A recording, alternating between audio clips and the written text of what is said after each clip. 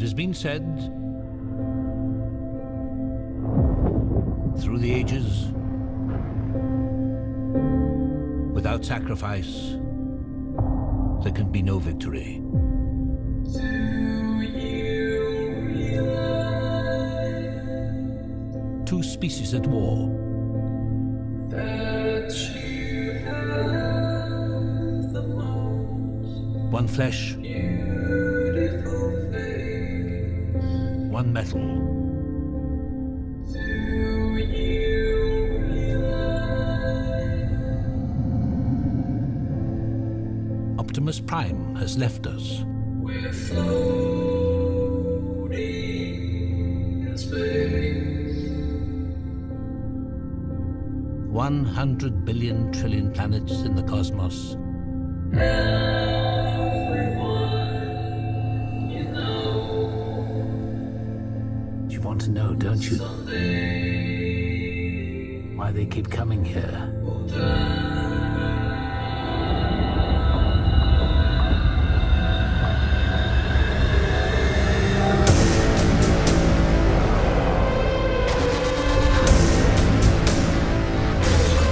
I want to stay, and I want to fight them. And now, two worlds colliding. The operation is over. We're not giving up, okay? Only one survives.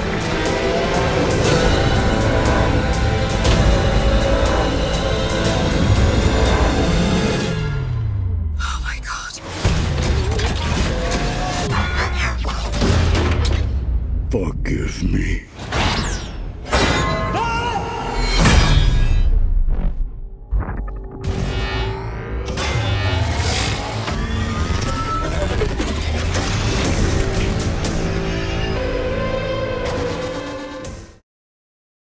Hey YouTubers, it's Charlie. So if you're wondering what's going on, there's Transformers in the time of King Arthur. I'll totally explain. It's called The Last Knight, but the film mostly takes place in present day. I've also got some news about the Spider-Man Homecoming trailer that I'll explain at the end of this, but there's a whole bunch happening this week with a bunch of mid-season finales for the comic book TV shows, so be sure to subscribe to get everything, and make sure you enable alerts so that you don't miss any of the videos.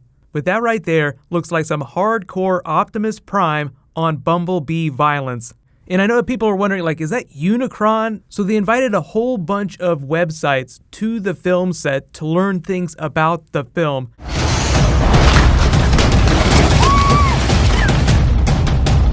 About as much fun as you can have making movies. Take it like a Polaroid picture.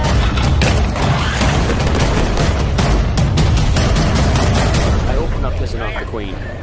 She's home, and I'm running a car at 100 miles an hour in front of her house. Now, I'm not English, but I don't know if that's proper.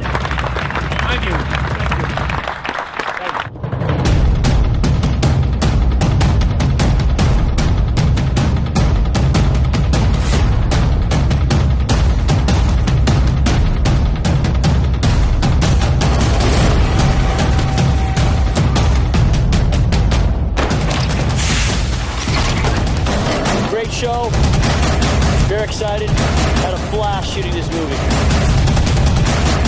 It's a wrap, everybody. They've changed the way that they make Transformer films. They have like a story group now, and they're trying to write more from the pre-existing mythology. So like if you watch the classic cartoons, Gen 1, all through the series up to now, you'll probably see a lot of Easter eggs, but they did say the villain of this movie is something different that they haven't done before. Like the last couple of villains have all been relatively comparable to Optimus Prime, just different leader versions of Transformer, Decepticon, Transformers. So it feels like they're getting closer to Unicron territory, or whatever it is the Builder's race that Optimus Prime went after in the last movie. So it sounds like what they did is they had an idea for a movie follow-up to Optimus Prime's mission to go fight the Builders, but then combined it with a little more fantasy, so you see flashbacks to King Arthur and his knights, so the idea of the Last Knight just kind of spreads across the entire film, like Optimus Prime is one of the last knights, King Arthur and his knights. You see they brought back Josh Duhamel. He wasn't in the last film. That was like Mark Wahlberg's big entry into the franchise, so they're teaming up.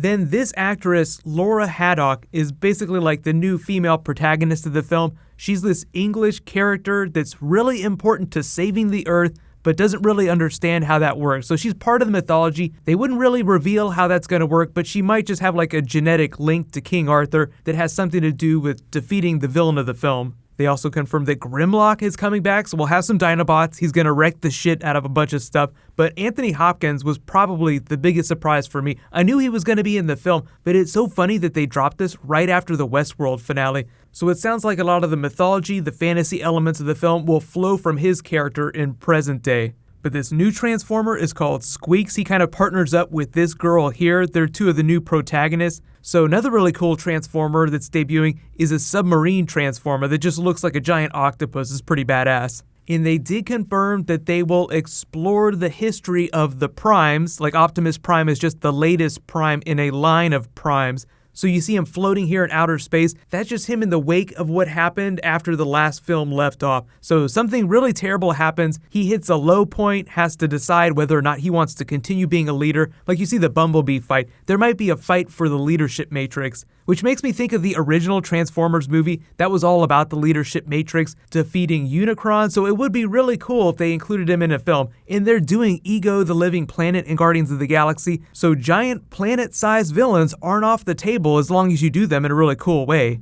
This might be Megatron, but he typically doesn't use a sword, so it might be one of the other new Transformers. Usually Megatron changes more than the other characters. Like, they don't change Optimus Prime that much, they just give him some more cool toys to play with. Like last time he got the sword, but he doesn't have the classic red coloring here, so this is definitely not Optimus Prime. But let me know what you guys think of the trailer. You know, generally I think of the Transformer franchise, it's just like fun, popcorn, pulpy action films. Something you like, you know pretty much what you're getting when you go into it. So I think it's interesting that they're trying to introduce some fantasy elements to this. And I haven't really been keeping up a lot with the animated series since like the first couple generations. Like one of the last big series that I watched on a regular basis was Beast Wars, and that was a long time ago. So if you guys are like big fans of the Transformers series right now, you guys can let me know what you think of this, or if you haven't watched it in a long time. But fun fact, Michael Bay shot this movie on almost the exact same type of camera that James Gunn shot Guardians of the Galaxy 2 on. It's a new version of the Red Weapon Helium 8K sensor. So if any of you guys are camera geeks, both of them got slightly different variations of the same Red Weapon Helium camera, just tweaked a little bit in different ways to suit the different types of scenes they shoot. Like Michael Bay, James Gunn shoot very different types of films. So even though it's the same camera, you just have to set them up in slightly different ways.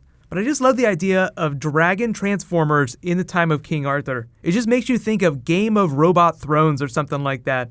This is just the first trailer, so we don't learn about the actual story of the film. You see like this giant planet-sized Transformer looking like it's coming to eat the Earth Unicron style, so you can kind of guess that they have to stop that. But whatever the main action of the film is, the Decepticons are always a big problem, so there's always like small boss fights, then you have like the big boss fight, which they kind of tease with like that end roll into the text, where you're like inside the giant robot, then you come out. That's just why I keep thinking of Unicron, but you still kind of have to address the end of the last film with Optimus Prime going after the creators. So this just might be the creators pushing back, but the producers have been teasing a new type of mystery villain, so it might not be the creators. Otherwise, I think they would have just said that, like, oh, the people that Optimus Prime went to stop, they're coming for us now. So that kind of confirms that it's going to be somebody totally different. But usually, like the second, the third trailer are more story-based trailers, so they give you a better idea of why we go to all these different time periods, why it's important. It probably just provides lineage to the new female protagonist, to Anthony Hopkins' character. They probably give us our link to the fantasy elements, the King Arthur period during the film. But Spider-Man Homecoming trailer news. So it turns out that there was like some fake stuff going around the other day that people tried to discredit. So apparently there's no Spider-Man Homecoming trailer, but then the Agents of S.H.I.E.L.D. actors were teasing that they had a special teaser after the mid-season finale Tuesday night. So there is some special trailer that's going to air, but most people feel like it's going to be something different for the Marvel Universe, something from the TVs or the movies, but there is some sort of special trailer after Agents of S.H.I.E.L.D., so whatever it is, I'll totally do a video for it. But the Flash vs. Savitar with Jay Garrick mid-season finale is tomorrow night too, so there's a whole bunch of comic book stuff happening. So I'll try and get those videos out as fast as possible, but I'm just so happy that all this stuff is dropping right now. It's going to be awesome. While you guys wait for that to post, you can click here to rewatch the Guardians 2 trailer, and you can click here for my Westworld finale video. Thank you so much for watching, everybody. Let's high five. I'll see you guys tonight.